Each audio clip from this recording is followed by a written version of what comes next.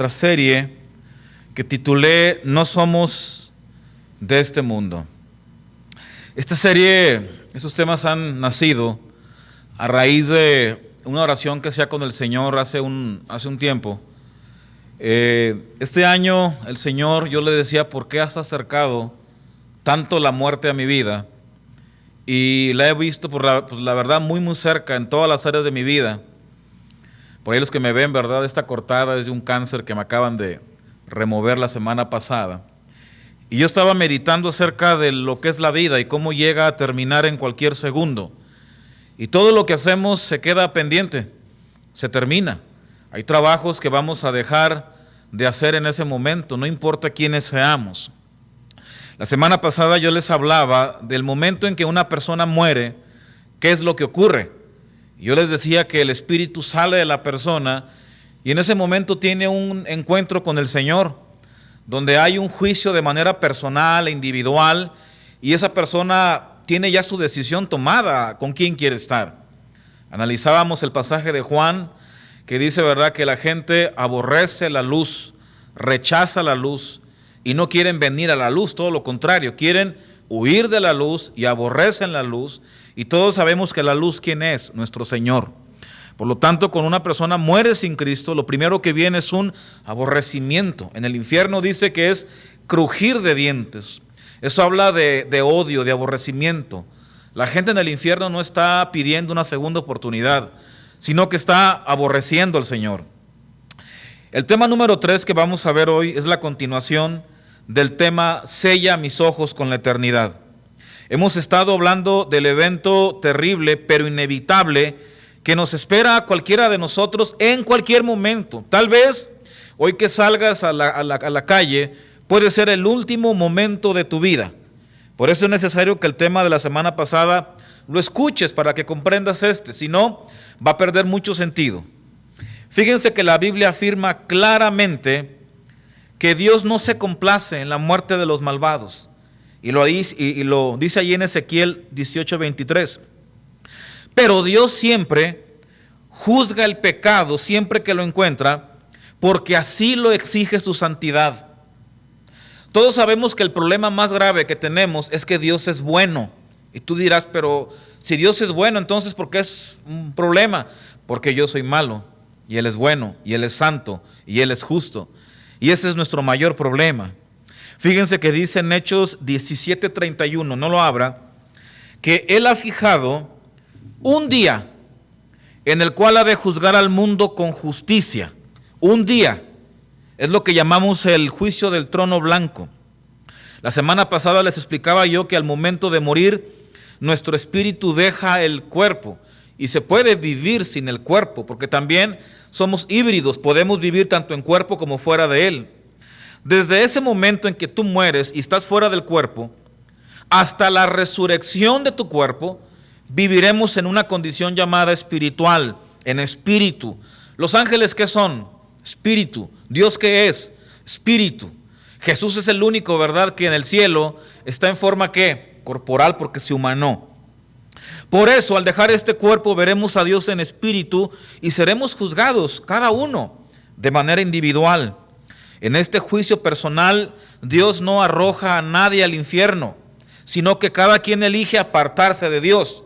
Pero en el trono blanco, cuando seamos juzgados en cuerpo, ahí sí el Señor actuará con justicia y dice que arrojará a todos aquellos que lo rechazaron, comenzando primero con Satanás y con el anticristo, dice Apocalipsis 20.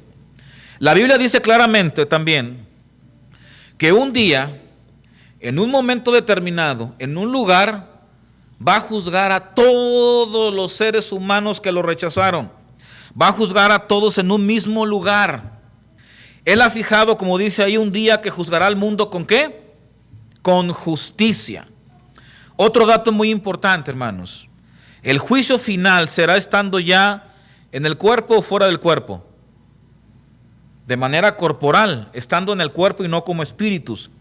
Este juicio no es para dar una segunda oportunidad, es para determinar el nivel de castigo de acuerdo a tus malas obras cometidas en la tierra. Por eso dice, será más tolerable el castigo para Sodoma y para Gomorra que para ustedes. Hay niveles de castigo. Quiero que me acompañe a Juan, capítulo 5, verso 28, para que vayamos comprendiendo más esta verdad. Fíjense lo que dice aquí. Dígame un amén fuerte cuando lo tenga. Dice, no se asombren de esto, porque viene la hora en que algunos o todos los que están en los sepulcros oirán su voz, o sea, tanto buenos como malos, y saldrán de ahí. Los que han hecho el bien resucitarán, ¿para qué? Para tener vida. Fíjense cómo los creyentes que mueren con Cristo y que van al cielo, en la resurrección, cuando el cuerpo se levante, no hay que enfrentar ningún juicio. Simplemente son llevados con Cristo en gloria. Pero fíjese lo que dice de los que no son creyentes. Pero los que, ¿dónde me quedé? Dice, los que han hecho el bien resucitarán para tener vida. Pero los que han practicado el mal resucitarán, ¿para qué dice? Para ser juzgados. Quiero explicarles algo muy importante. En la antigüedad, esta verdad que les estoy explicando se vino revelando de manera progresiva. Los antiguos no sabían para dónde iban las personas una vez que morían. Vemos que en el Antiguo Testamento ellos sabían que el alma superaba al cuerpo. Por eso es muy importante que entendamos lo que significa la palabra Seol, que en la Biblia se traduce por abismo, infierno o tumba. Y esto ha causado mucha confusión porque muchas personas creen que Seol significa tumba y que cuando una persona muere todo se acabó ahí y que morimos como un perro, como un animal. Pero esto no es así. En la Biblia hay otra palabra que se traduce para tumba y es kever. En el Antiguo Testamento ellos creían que ir al Seol no solamente era ir a la tumba y quedar ahí, sino que se iba a un lugar muy diferente donde el espíritu descendía y él seguía todavía vivo. En la mente judía, el Seol era la región de los espíritus que habían partido y que de manera consciente todavía seguían en ese lugar. Por eso hay una clara distinción entre tumba y Seol, que es el lugar donde se reúnen los espíritus. En la tumba, ¿qué se queda? El cuerpo. Pero al Seol, ¿qué desciende o qué descendía en aquel tiempo? El espíritu de las personas. Vamos a ver cómo este entendimiento fue dado de manera progresiva, no todo de un jalón, sino no lo entendían. Fíjense que aunque las tumbas están en la superficie, cuando la persona muere sin Cristo, descendía a un lugar. Y quiero que me acompañe a Isaías 14:9. Este pasaje simplemente derriba la doctrina de los testigos de Jehová o de los adventistas, que ellos creen que cuando una persona muere queda en un sueño profundo hasta la resurrección. Pero vamos a ver aquí que cuando el rey de Egipto murió, él no entró en ningún sueño profundo. Él estuvo consciente en el primer segundo que él murió y que dejó este cuerpo, él estuvo consciente. Fíjense, acompáñenme, lo voy a leer en la Biblia de las Américas. El Seol, ¿el qué? El Seol. Desde abajo. ¿Dónde está el Seol? Abajo. ¿Y el reino de Dios? Arriba. El Seol desde abajo se estremece por ti al recibir tu venida. ¿Quién había muerto? El rey de Egipto, el faraón. Por ti, dice, despiertas a los espíritus de los muertos. Oyeron que el faraón había muerto y que había llegado a ese lugar llamado Seol. A todos los jefes de la tierra, levanta de su trono a todos los reyes de las naciones. O sea, murió y todos los reyes poderosos dijeron, vamos a ver al rey de Egipto. Nabucodonosor, todos estaban ahí, vamos a ver al rey. Dice, todos ellos responderán y te dirán, ¿tú también te has debilitado como nosotros? De manera irónica. ¿Dónde está todo tu poder, rey? ¿Dónde está tu cuenta bancaria? A ver, ¿dónde están tus millones? ¿Dónde está todo lo que tenías? Aquí ya no hay nada. ¿Tú también has sido debilitado como nosotros? ¿Has venido a ser semejante como nosotros? Han sido derribadas al Seol tu ostentación y la música de tus arpas. ¿Dónde está todo lo que tenías y todo lo que presumías? Nada te puedes traer a este lugar. ¿Qué nos podemos llevar después de la muerte? Nada. ¿Cómo venimos a este mundo? Desnudos. ¿Y cómo nos iremos? Desnudos también. Y luego dice, debajo de ti las larvas se extienden como cama, hablando de su cuerpo. ¿Qué le había comenzado a ocurrir a su cuerpo? Había comenzado a entrar en proceso de putrefacción. El cuerpo a los 4 días empieza a hinchar. Si usted ve un féretro, el cuerpo a los 4 o 5 días se empieza a inflar de todos los gases hasta que revienta adentro y se pone todo verde, una putrefacción. Entonces aquí se están burlando ellos precisamente de esto. Ve a tu cuerpo lo que le ha pasado. Tú que te creías grande, ve cómo está todo hinchado de gusanos, que ya reventó, tu cara está inflada y los gusanos se lo están comiendo. ¿Dónde está tu grandeza y a dónde has descendido? ¿Cuánto dicen amén?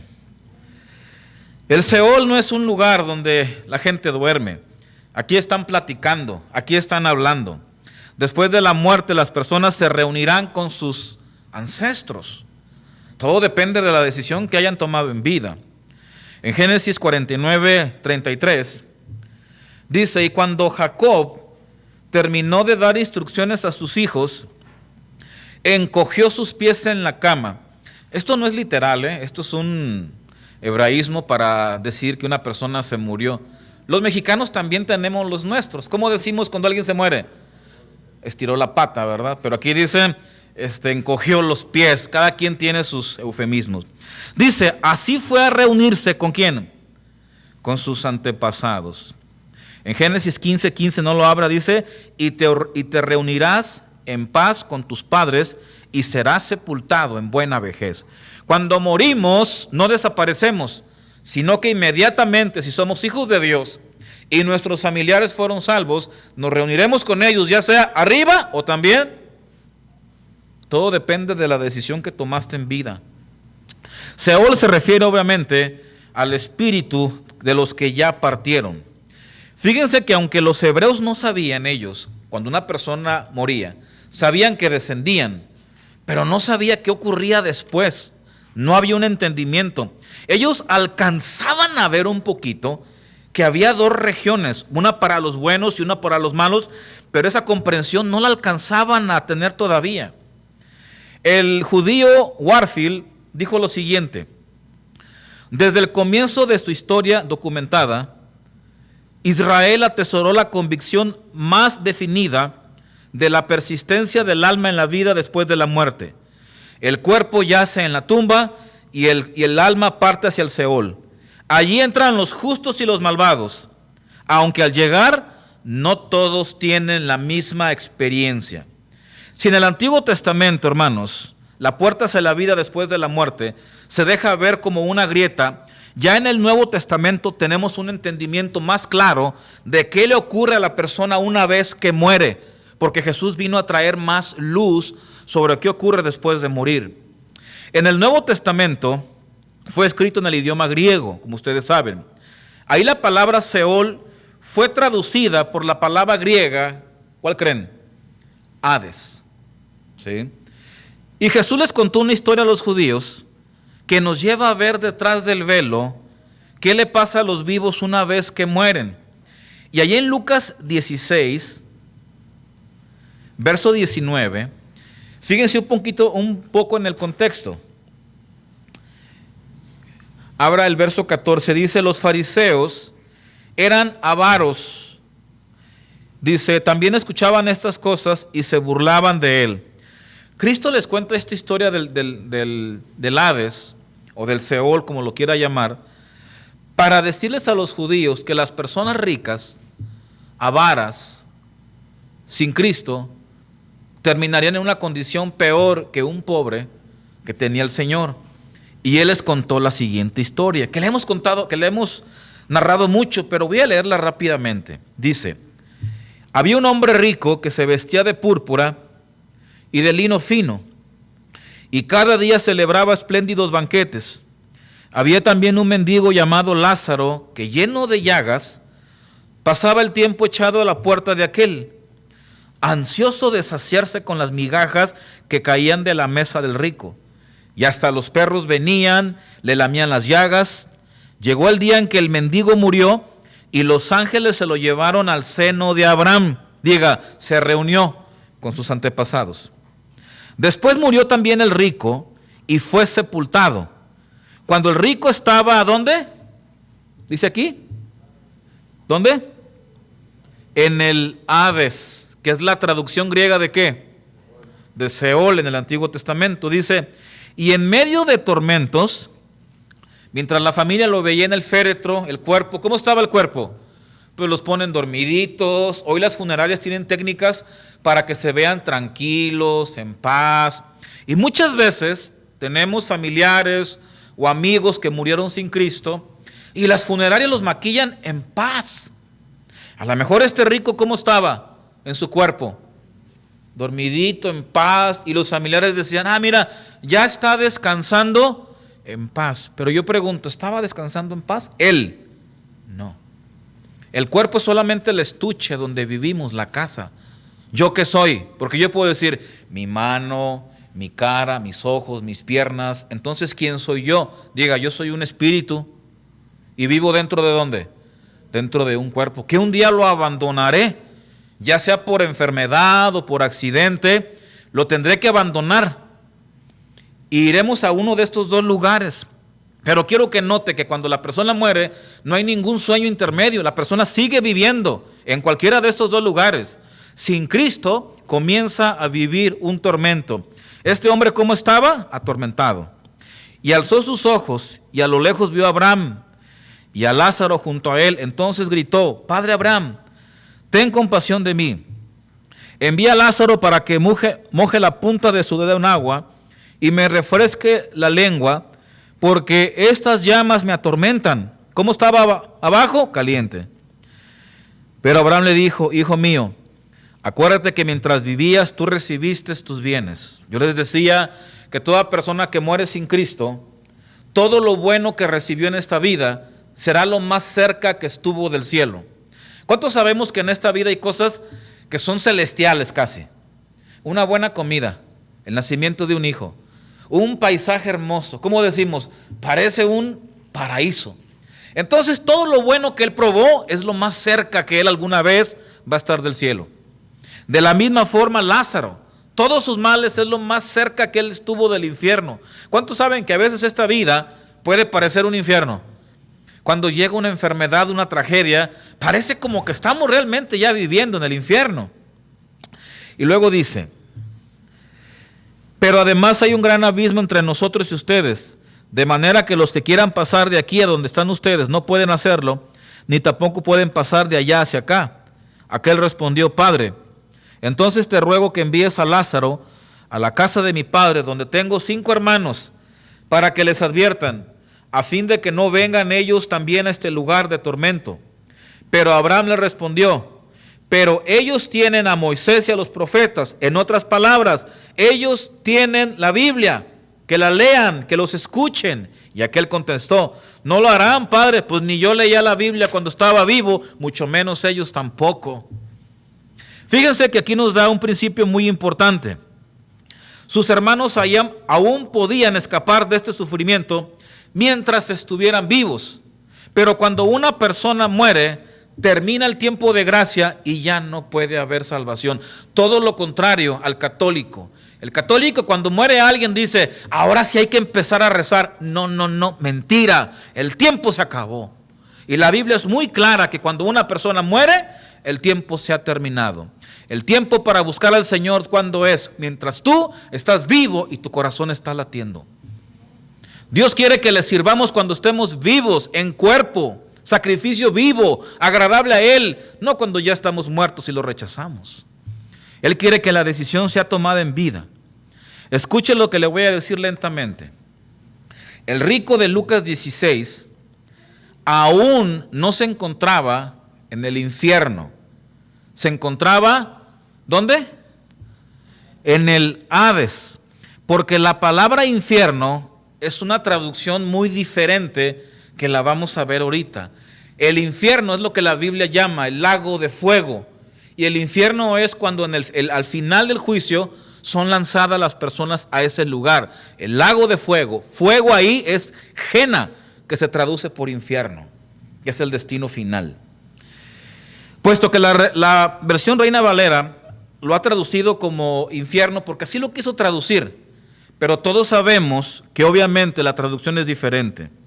Pero la Biblia es bien clara al afirmar que hasta este momento, cuando una persona muere, va al Hades o al Seol, pero al infierno todavía no ha ido nadie porque no se ha dado el juicio blanco para todos. En Apocalipsis 20:14 dice: luego la muerte y el Hades fueron, fíjense bien, lanzados ¿a dónde? Al lago Jena, al lago de fuego, al infierno. Fueron lanzados ahí. Esta es la muerte segunda. ¿Qué es el Jena? Donde se traduce la palabra infierno. Jena es una traducción de un valle que había allá en Jerusalén, donde tiraban la basura y los cuerpos muertos de los animales y lo quemaban, incluso también lanzaban cuerpos ahí, y todo el tiempo había fuego constante. Por eso ellos siempre, cuando Jesús les habló del Jena, ellos entendían que el lago de fuego era un tormento donde había puro fuego constante, interminable.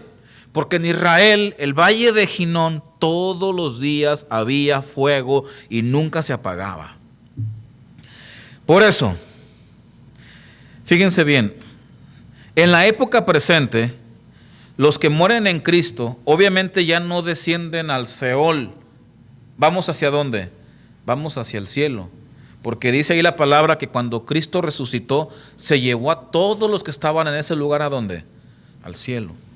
Acompáñame a Mateo 27:52. Fíjense bien. ¿Cuántos saben que un día el Señor, cuando levante nuestro cuerpo, las tumbas se van a abrir? Yo tenía pendiente, yo siempre decía, cuando me muera, ojalá no le pongan mucho cemento, porque si no se puede abrir, imagínense, que no pueda salir en la resurrección. A mí sí me daba pendiente, ¿usted no? Imagínense, hermana Griselda, que le echen mucho cemento y que el Señor la resucite y que no pueda salir. Pero mire, hay un pasaje que me gusta mucho, fíjense bien. Cuando Jesús resucita, ocurrió un evento, una probadita de cómo va a ser la resurrección en cuerpo de todos. Fíjense bien.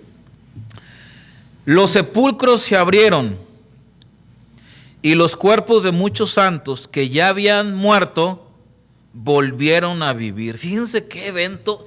Imagínate que tu abuelita te toca la puerta. ¿Te imaginas? Que tu bisabuelo te toque la puerta. Oye, hijo, pues resucité, se abrió la tumba, aquí estoy. Dice, después de la resurrección de Jesús, estos salieron ¿de dónde? De los sepulcros. Yo cuando leo esto digo, este evento ocurrió hace 2000 años en Jerusalén. O sea, las tumbas se abrieron. Y los que habían muerto, ¿qué les ocurrió? Se levantaron y fueron a visitar a sus familiares. Hola, bisnieto. Imagínate Raimundo. Tocaron la puerta. Raimundo, fíjate, soy tu tatarabuelo. ¿Y de dónde salió tatarabuelo? Pues de la tumba me levanté. Imagínense nomás qué evento. Y dice, y fueron a la santa ciudad donde aparecieron a muchos. Obviamente esta resurrección, ellos volvieron a morir. Era muy parecida a la resurrección de Lázaro. Lázaro se levantó de los muertos, pero ¿volvió a qué? Volvió a morir nuevamente. Pero fue una demostración del poder de la resurrección, de cómo será el día que nuestro cuerpo se levante de la tumba. Así que no se preocupe si le ponen mucho cemento, no. Quien va a abrir la tumba es el poder de Dios. Y se va a abrir esa tumba. Y usted se va a levantar de una manera inimaginable. Por eso el Señor, cuando uno muere, dice que durmió. ¿Cuántos saben que cuando uno envejece, se siente uno ya cansado? ¿Cuántos saben que cuando llegan ya las 10, 11 de la noche, dice uno, ya me quiero ir a la cama, estoy cansado? Hay ancianos ya de 90 años que te dicen, hijo, ya me siento cansado, pero cuando en la mañana uno se levanta, ¿cómo se levanta uno? Todo refrescado. ¿Qué voy a sentir el día de la resurrección? Imagínense refrescado por el Espíritu Santo de Dios. Un cuerpo nuevo, descansado. Wow, eso es algo que mi mente no lo alcanza a comprender. ¿La tuya sí? La mía no. Ahora, al Seol solamente descienden las personas que mueren sin Cristo. Fíjense, acompáñenme a Primera de Pedro 3:18. Lo voy a leer en la versión Dios habla hoy. Creo que es la que mejor traduce lo que les quiero decir. Fíjense, lo que ocurre cuando Cristo muere. ¿Dónde estuvo Cristo los 3 días que estuvo muerto? ¿Dónde estuvo Él? ¿Dormido? No, Él nunca estuvo dormido. Fíjense, Él descendió ¿a dónde? Al Hades, donde estaban los muertos. Dice, porque Cristo mismo sufrió la muerte por nuestros pecados, una vez para siempre. Él era inocente, pero sufrió por los malos, para llevarlos a ustedes a Dios. En su fragilidad humana, dice esta versión, murió, pero resucitó con vida espiritual. Y de esta manera fue a proclamar su victoria a los cuerpos o a los espíritus que estaban presos. O sea, Cristo desciende y va y les dice a todos aquellos que en el tiempo de Noé rechazaron el mensaje de salvación. ¿Y saben qué les dice? Porque la Reina Valera dice que predicó. No habla de ninguna segunda oportunidad. Dice que proclamó victoria y les dijo, no que no, el mensaje de salvación era verdad. Vencimos y los victoriosos se les abre la puerta del reino de Dios y se llevó cautiva la cautividad. Fue un mensaje de victoria del Señor. Por lo tanto, ahora, ¿qué es lo que queda solamente abajo? Fuego. No hay nada de Dios abajo. No hay seno de Abraham. El Señor se lo llevó. Por eso cuando el que está al lado, el ladrón, le dice, déjame entrar a tu reino, el Señor dice, ciertamente hoy estarás conmigo en el paraíso. Esa es una realidad. Él bajó con Cristo y luego subió. Pero Él siempre estuvo en el paraíso. Él nunca estuvo dormido. ¿Cuántos dicen amén? En la resurrección de Cristo, dice que el velo del templo se rasgó porque la puerta del cielo está abierta. Y ahora cuando uno muere, entra directamente al reino de Dios. Amén. Está en Efesios 4:7, que dice que Él llevó consigo a los cautivos que estaban en el seno de Abraham, por si lo quiere leer más adelante. Ahora el seno de Abraham es el cielo. El Hades está completamente reservado a todos aquellos que rechazan el mensaje de Dios, y todo aquel que muere sin Cristo desciende, se aleja de Dios y va al Hades. El infierno, en cambio, y presten mucha atención, es un lugar donde Dios va a aplicar su justicia y Dios va a determinar el nivel de castigo para cada quien. Obviamente es muy diferente el nivel de castigo para una persona, para un ciudadano que muere sin Cristo, que para Hitler o para Satanás. Van a ser castigos completamente diferentes. El infierno es eterno y no hay interrupción. Acompáñeme a Marcos 9:43, por favor. Dice, si tu mano te fuera ocasión de caer, córtala. Mejor te es entrar en la vida manco que teniendo las 2 manos ir ¿a dónde? Al infierno. ¿Aquí infierno usted cree que es Hades o Gena? ¿Qué es? No le dé miedo, ¿qué es? ¿Hades o Gena? ¿Qué es? Es Gena. Gena, lago de fuego, exactamente. Porque está hablando del cuerpo. Y acuérdense que el Gena es el lugar donde la persona se arroja con espíritu y con ¿qué más? Y con cuerpo. Es un lugar de condenación definitiva. Y el Hades es como la penitenciaría, es el lugar de espera. Pero ya el infierno ya es el reclusorio. Es el lugar donde se cumplirá la condena. ¿Por cuántos años? Eternamente. Eternamente. Y luego dice, 2 manos ir al infierno, al fuego que no puede ser apagado, donde el gusano de ellos no muere. Déjeme decirle que esta frase es como una ventanita que nos va a permitir algo. Preste mucha atención. Es una ventana que nos va a permitir ver el tipo de castigo que hay en el infierno, ya estando en el cuerpo, ya habiendo sido decretado el nivel de castigo por el juez que tú mereces. Este pasaje nos permite ver claramente 2 tipos de tortura. Primero, el cuerpo mismo. Cuando se refiere al gusano de ellos, habla del cuerpo enfermo, pecaminoso y putrefacto. Todos sabemos lo horrible que es estar enfermo. A mi esposa y a mí nos dio el coronavirus en diciembre, pero nos dio la versión Jena. Qué horrible se siente. O sea, yo deliraba, yo hablaba que de soldados y que de guerra y yo no sabía ni dónde andaba. Yo llegué a un punto y dije, yo me voy a morir. Yo no podía respirar. Al hermano Refugio también te dio el versión Jena, ¿verdad? Esa versión Jena sí está bien fuerte. Un dolor de huesos, no te puedes dormir, no encuentras descanso en ningún momento. No puedes descansar. El dolor de cabeza, el ojo como que te metieron una estaca. Dices tú, Señor, no se puede descansar. O sea, por más que estés en la cama más cómoda, con pluma de ganso, no puedes descansar. Un dolor tan terrible nos quita la capacidad de vivir y de disfrutar. Vivir con un dolor físico tiene la capacidad de arruinarnos nuestra vida. ¿Sí o no? Tiene la capacidad de arruinar nuestra vida. Imagínense que yo con el coronavirus, así, llega el hermano Refugio y me dice, te quiero regalar un viaje para ti, para tu esposa, a Cancún en un yate. Mira, cócteles y yo con el coronavirus. ¿Ustedes creen que yo lo voy a disfrutar? No se disfruta nada, claro que no. En nuestro cuerpo está la mayor fuente de sufrimiento. Jesús dijo que el que fornica contra su propio cuerpo peca. Todos los pecados afectan al cuerpo, pero el de fornicación es el que inmediatamente se ve que daña al cuerpo. ¿Por qué? Porque hay enfermedades que lo dañan. ¿Quién ha visto pacientes con SIDA? Yo tuve muchos en la práctica médica. Me acuerdo una vez un señor bien flaquito, miren, lleno de hongos su intestino, una cosa feo ver una persona así, su cuerpo bien feo, lleno de hongos, demacrado, su vida completamente destruida. Ese pecado afecta al cuerpo inmediatamente. Déjese lo explico de la siguiente manera. Si usted come mucha comida chatarra y nunca hace ejercicio, bebe mucho alcohol, muy pronto el cuerpo le va a cobrar factura. ¿Sabe con qué? Con muchos dolores. Se la va a cobrar la factura. El que abusa del cuerpo, en algún tiempo el cuerpo terminará abusando de usted.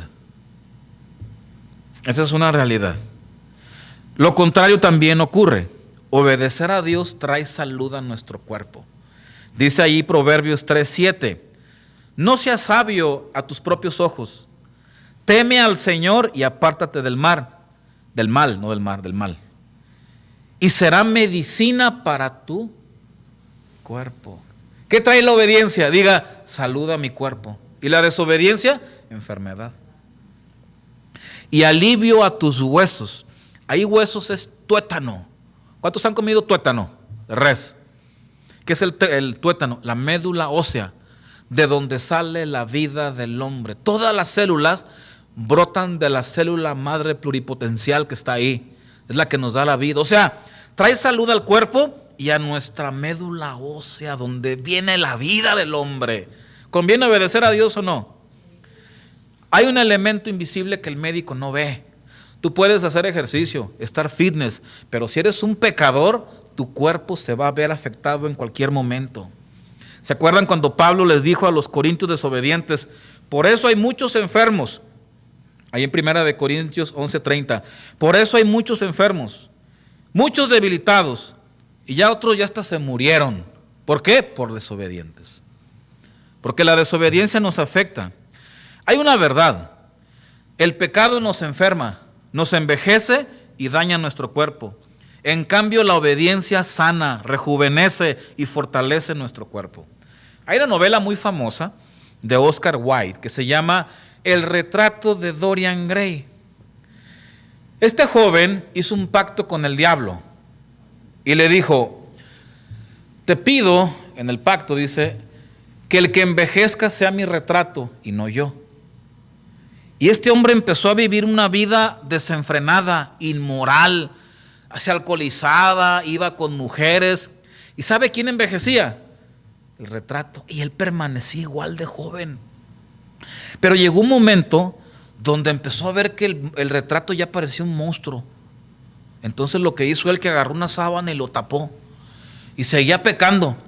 Pero llegó un punto donde él ya no pudo tolerar lo horrible que se veía ese cuadro. lo agarró y lo destruyó. Y él, cuando lo destruye, muere. Y toda esa forma de monstruo se le viene a él. Tu cuerpo de resurrección como pecador, porque hay un cuerpo de resurrección para el pecador, será tan horrible y tan enfermo de acuerdo a tus pecados en vida. Imagínate, así como ese retrato. Por eso dijo el Señor, si tu ojo te lleva a pecar, mejor que sácatelo. Ahora, el segundo elemento de la tortura dice que en el infierno hay tinieblas, porque Dios, ¿qué es? Luz. Y el infierno es todo lo lejano a lo que es Dios. Pero también hay fuego que nunca se apaga. Pero hay un tercer elemento en la tortura. ¿Quiénes van a ser tus vecinos? Diga, Satanás y los demonios. Incluso ellos son los primeros en ser arrojados ahí. En Apocalipsis 20:10 dice, y el diablo que los engañaba fue arrojado al lago de Ginón o al lago de fuego y azufre, donde también están la bestia y el falso profeta. Fíjense que el sistema de gobierno del diablo, yo lo comparo al de los sicarios y narcotraficantes. Si ustedes se fijan, ellos en realidad no están bien organizados, porque le llaman organizaciones. Los sicarios no están nada organizados. Ellos son obedientes porque tienen temor al jefe más bravo, al más malo.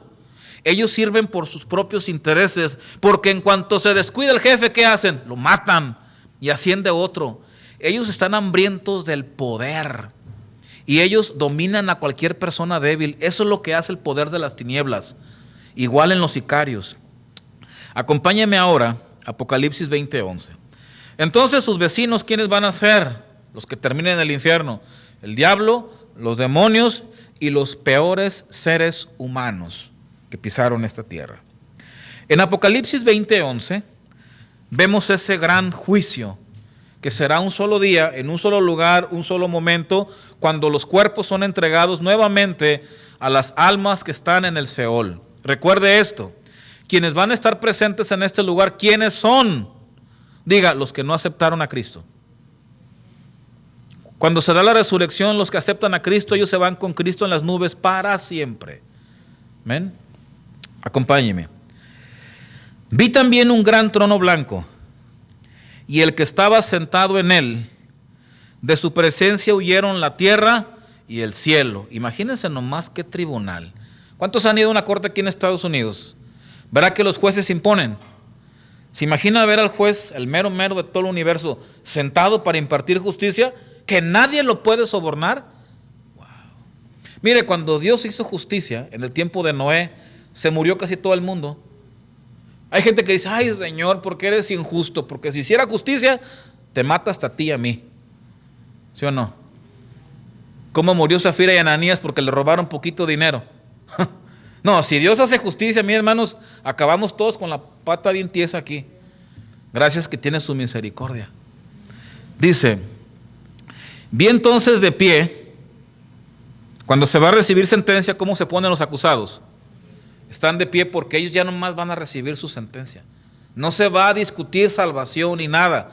Ellos van a ver cuál es el nivel de castigo que esperan. Y dice, entonces de pie ante Dios, a los muertos, grandes y pequeños, aquí se refiere a grandes en poder.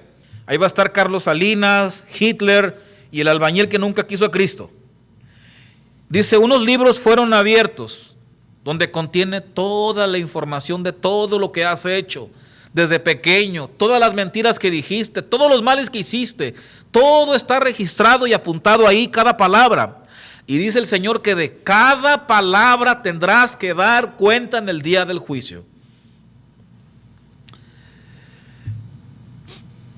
Y después otro más, que es el libro de la vida. Los muertos fueron juzgados conforme a sus obras y conforme a lo que estaba anotado en los libros. Y dice que el mar entregó, ¿quién? A los muertos, a los cuerpos que yacían en él. También la muerte y el Hades, ¿qué hicieron? Entregaron los muertos que hacían ellos, las almas.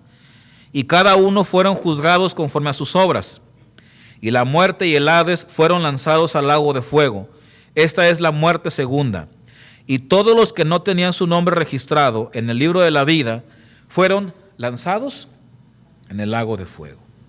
Y quiero terminar con la siguiente enseñanza, que es lo que quiero que se lleven en esta tarde.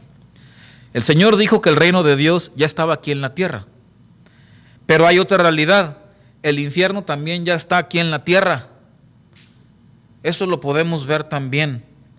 En esta vida podemos tener un anticipo o del cielo o del infierno. Así como el Señor nos dio un anticipo de la resurrección con esas personas, también aquí podemos tener un anticipo o del cielo o del infierno.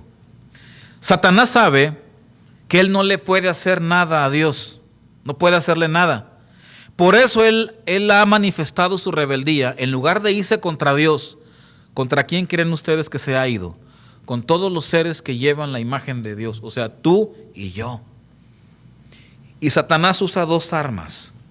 Primero, hace que tu vida sea un infierno en esta tierra. Que vivas horrible. Una vida desordenada. Divorciado, 3 mujeres, hijos regados, una cosa que vivas un infierno de verdad. Y el otro es que al final de tus días termines muerto y vayas al infierno. ¿Dónde es donde más se puede lastimar a un padre? No es en la vida de un hijo. Lo mismo hacen con el Señor. Aunque Dios es todopoderoso, no se te olvide que en el cielo Jesús también es humano. Y ese Jesús humano, cuando murió Lázaro, lloró. Porque Jesús se duele cuando alguien muere, se duele cuando alguien sufre. Les voy a platicar la táctica que usa el diablo para engañar. Y su mejor táctica es mantenerse oculto lo más que pueda.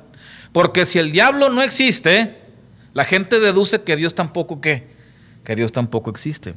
Por eso fíjense que cuando el poder de Dios se mueve, como en el tiempo de Jesús, o cuando hay un tiempo de visitación muy especial, también se manifiestan las posesiones demoníacas, porque el diablo ya no se puede mantener oculto.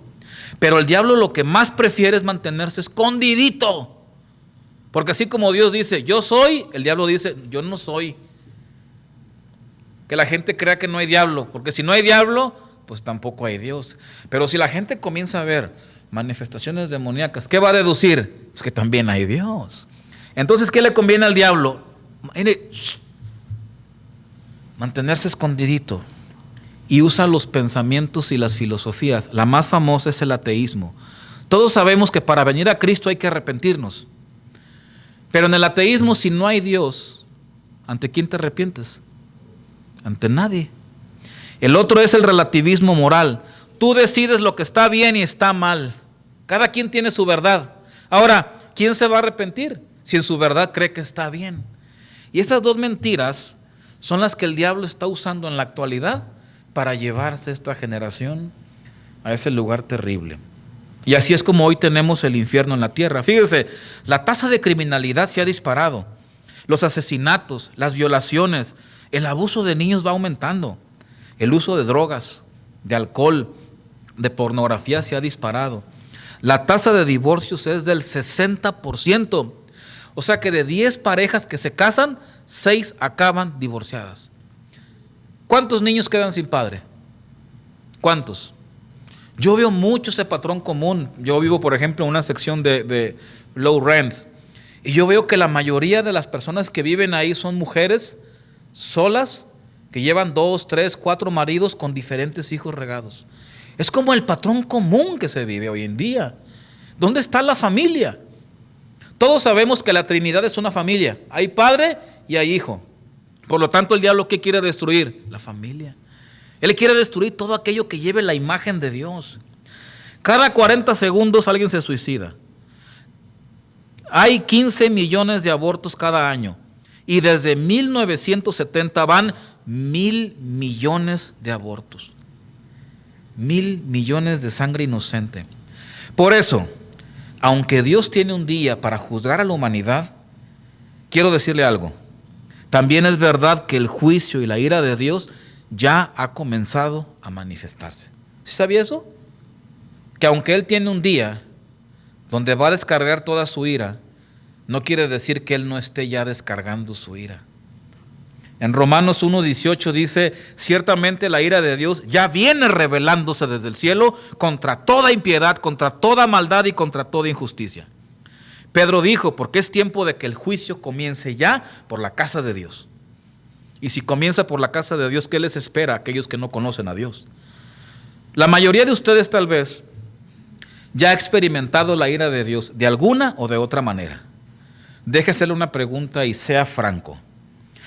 ¿Cuál ha sido el resultado cuando has dejado el camino de Dios por un periodo de tiempo prolongado y te has permitido cometer todo tipo de pecados? ¿No es verdad que todo lo que hiciste en pecado se derrumbó a tu alrededor? ¿Sí o no? La respuesta es sí. ¿No es verdad que tu vida se llenó de caos, de confusión, de tristeza y ansiedad? ¿No es verdad que cuando andas en los caminos del Señor, dices, si hubiera caminado en Dios, esa situación la hubiera manejado bien fácil? Bien fácil. Pero como fue en desobediencia, todo se derrumbó. ¿Por qué? Porque la naturaleza misma del pecado es desorden y desintegración. Todo lo que hagas en pecado se desbarata, se viene abajo. Por eso dijo el salmista, si el Señor no edifica la casa, en vano se esfuerzan los constructores. Y si el Señor no cuida la ciudad, en vano hacen guardia los vigilantes. ¿Tu novio es cristiano? No, ni gastes en flores. Se va a venir abajo, dice la palabra. Si Dios no está en ese asunto, se viene abajo. ¿Sí o no? Pues ya nos vamos a casar. Ay. Y luego en 5 años, 3 hijos, ya nos divorciamos. Se vino abajo. Porque todo lo que se hace fuera de la voluntad de Dios es desorden, confusión y se desintegra tarde o temprano. Tarde o temprano. Dígame si sí o no todo lo que hicieron fuera de la voluntad de Dios se vino abajo. Todo se viene abajo. Todo. Todo lo que hicimos fuera de la voluntad de Dios nos trajo desorden, ¿sí o no? Todo. El rey David también probó la ira y la justicia de Dios. ¿Sabe dónde recibió la justicia? En sus hijos. El Señor se los quitó, casi a todos. Ahí recibió la justicia y la ira de Dios. En uno vino inmediatamente, en los otros vino años después. Pero la ira vino. Otras veces Dios cierra la matriz de una mujer como juicio por la desobediencia, como en Génesis 20:18, que cerró la matriz de las mujeres para que no concibieran. Hermano, todo lo que tú haces fuera de la voluntad de Dios ya trae incluido el desorden, la desintegración y la ira de Dios. Tarde o temprano va a venir sobre ese pecado. Tarde o temprano va a venir. Por eso, como dijo Pedro, si sabemos que este mundo se va a quemar en fuego, si sabemos que Dios es un Dios santo, hermanos, que trae su ira y que la castiga, ¿cómo debe de ser nuestra manera de vivir? ¿Cómo debe ser nuestra manera de vivir? ¿No en temor? ¿No obedeciéndolo? Mire, si hasta la obediencia nos trae salud y la desobediencia nos hace viejos y enfermizos, ¿qué conviene más? ¿Obedecer o no? Obedecer. Amén. ¿Oramos? Cierre sus ojos. Vamos a poner, que Claudio ponga la alabanza que está ahí atrás y vamos a orar. Ahí donde está, cierre sus ojos. Dígale, Señor, gracias por tu palabra, gracias por tu presencia. Sabemos que tú eres un Dios santo y misericordioso, Señor. Siga orando.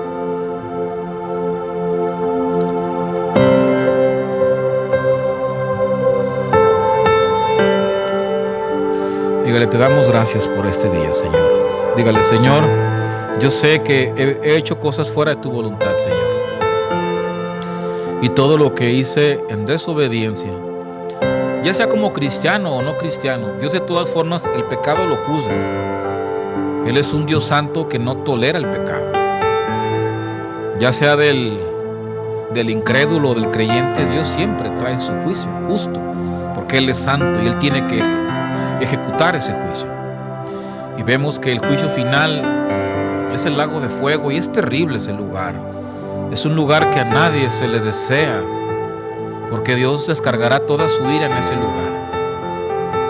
Todos aquellos que hemos recibido la ira de Dios en algún área de nuestra vida, dígale, Señor, perdóname por haberme alejado de ti, Señor. Perdóname por haber caminado en desobediencia. Perdóname, Señor, por haberme alejado de ti. Cuando caminaba lejos de ti, mi vida era un caos. Estaba lleno de confusión y ansiedad. El Señor me pone en el pensamiento en este momento que tal vez tú conoces a alguien que está caminando así, fuera de la voluntad de Dios. Y tú sabes que todo lo que está haciendo un día se va a venir abajo. Si está edificando una casa, se vendrá abajo. Una familia, se vendrá abajo. Ora por esa persona en este momento, intercede. Dile: Señor, te pido por tal persona que yo sé que necesita caminar contigo, Señor.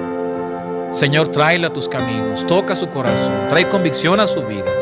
Derrama la presencia de tu Espíritu Santo, Señor. Tú eres un Dios grande, santo, justo, misericordioso, que te apiadas y que tienes misericordia, Señor. Pide por esa persona y dile: Señor, quiero caminar contigo en rectitud, Señor. En rectitud, porque sé que un día tú levantarás mi cuerpo, Señor. Si es que muero antes de que vengas, Señor, tú levantarás mi cuerpo de la tumba, Señor. Y quiero levantarme victorioso contigo, Señor, porque sé que un día estaré contigo, Señor. Ya sea que muera y en espíritu te vea, Señor, te glorificaré. O ya sea que vivo tú me lleves, Señor, también te glorificaré. Lo que yo sé, Señor, es que en cuerpo o fuera del cuerpo, Señor, te veré. Y mi alma te verá, Señor. Y te glorificaremos y te adoraremos, Señor, por toda la eternidad, Señor. Dígale: Señor, quiero que mi hogar se parezca más al cielo que al infierno. Quiero, Señor, que mi vida se parezca más al cielo que al infierno. Que mi hogar, en lugar de que sea un lugar de confusión, de desorden, de desintegración, Señor, no, Señor, que el cielo se meta en mi hogar. Que haya temor, Señor, en mi hogar. Que el cielo esté en mi hogar. Porque hay muchos hogares que parece el infierno y no el cielo. Dígale: Señor, que el cielo se meta a mi hogar. En el nombre de Jesús te lo pedimos, Señor. Amén. Amén. De un aplauso fuerte al Señor.